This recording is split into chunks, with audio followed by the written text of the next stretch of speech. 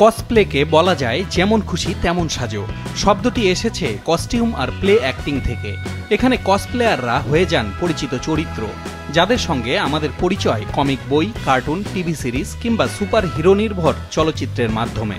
কসপ্লেয়াররা কেবল চরিত্র ধরেই যে সাজেন তা নয়, নির্দিষ্ট চরিত্রের খুঁটিনাটি তুলে ধরাও তাদের কাজ।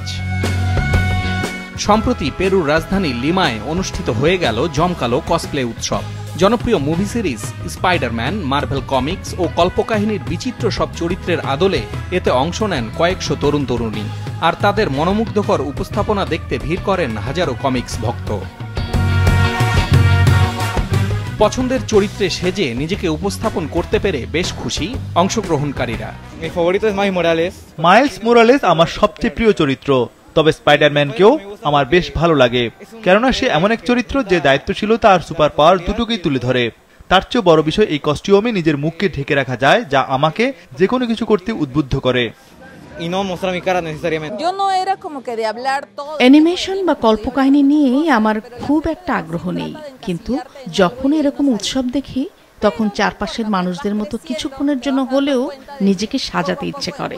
মূলত এই ধারণা থেকেই এখানে অংশ নেওয়া।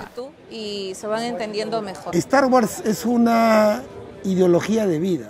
স্টার ওয়ার্স আমার জীবনের অন্যতম আদর্শ, কেননা এটা আমাকে জীবনের ভালো আর মন্দ দিক বেছে নিতে সাহায্য করে।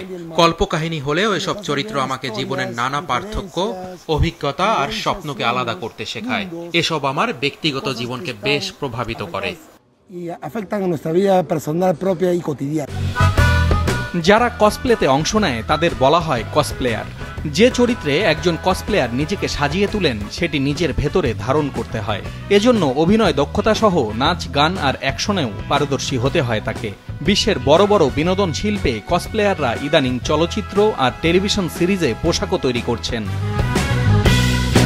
পেরুর লিমায় 4 দিনের উৎসবে অংশগ্রহণকারীদের পাশাপাশি দর্শনার্থীদের ভিড়ও ছিল চোখে পড়ার মতো।